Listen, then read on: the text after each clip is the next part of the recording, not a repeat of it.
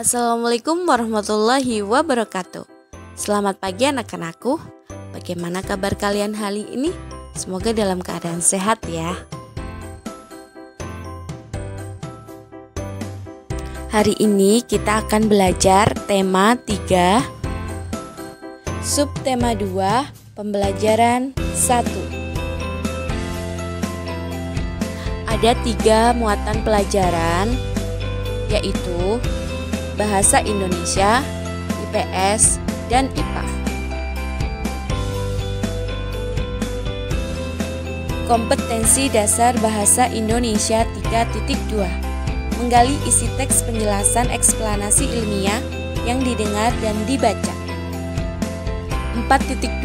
Menyajikan hasil penggalian informasi dari teks penjelasan eksplanasi ilmiah secara lisan, tulis, dan visual dengan menggunakan kosakata baku dan kalimat efektif.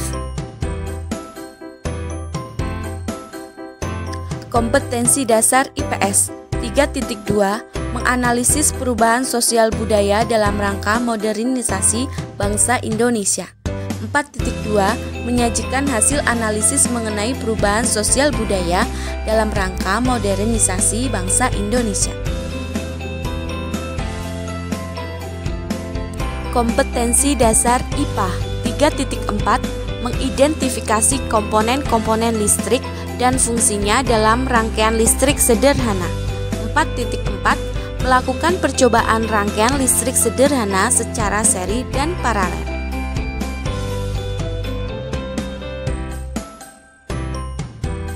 Anak-anakku, tahukah kalian, perkembangan kehidupan masyarakat tentunya banyak dipengaruhi oleh beragam penemuan, seperti penemuan televisi yang kemudian mampu mengubah peradaban dunia.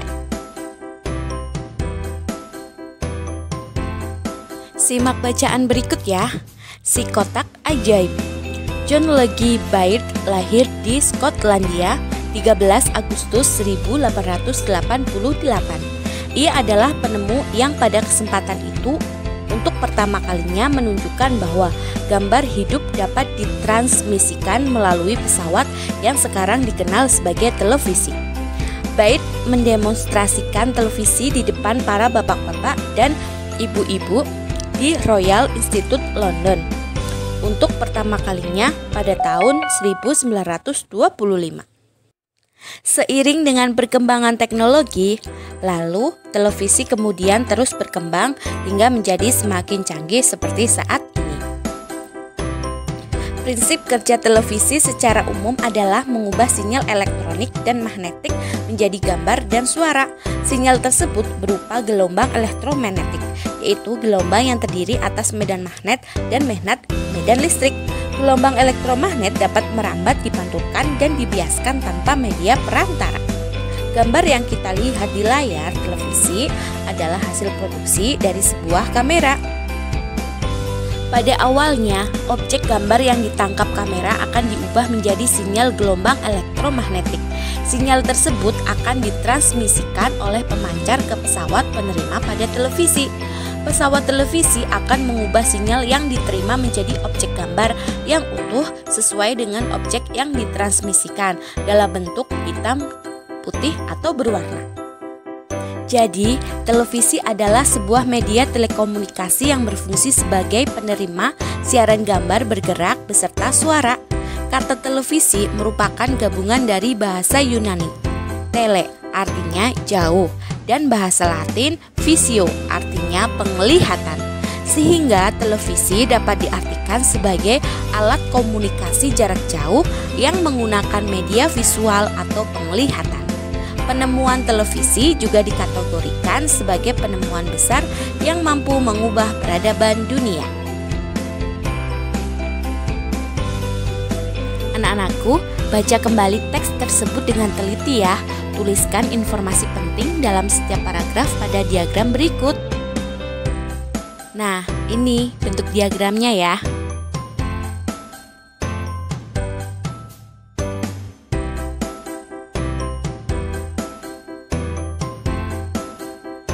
Selanjutnya, perhatikan penggalan-penggalan kalimat bercetak miring pada teks tersebut. Tuliskan pada kolom berikut untuk didiskusikan pada pembelajaran berikutnya. Nah, ini bentuk tabelnya seperti ini ya. Anak-anakku, seiring dengan perkembangan teknologi, saat ini terdapat banyak stasiun televisi yang menayangkan berbagai acara setiap hari, bahkan hampir selama 24 jam penuh. Jenis acara yang ditayangkan sangat beragam, seperti berita, film anak-anak maupun film dewasa, talk show, sinetron, dan acara hiburan lainnya. Kemudian, bagaimana kalian menyikapi hal tersebut? Bagaimana dampak positif dan dampak negatif televisi terhadap kehidupan masyarakat?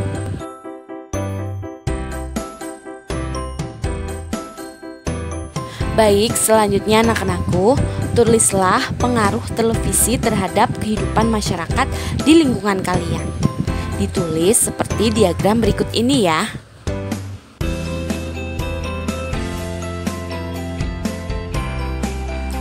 Anak-anakku, selanjutnya renungkan sikapmu selama ini terhadap keberadaan televisi di rumah.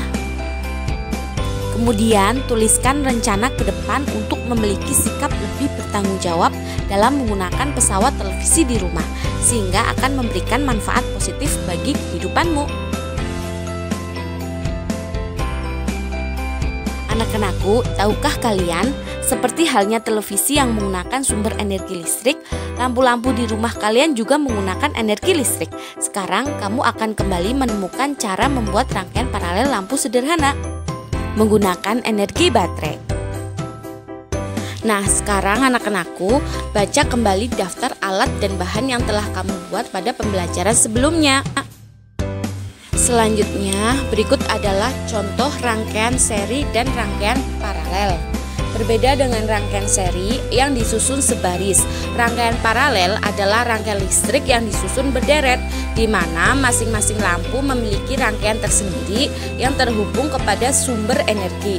Karena itu, apabila ada satu atau lebih komponen yang rusak atau dicabut, maka komponen lainnya akan tetap berfungsi tanpa gangguan sama sekali.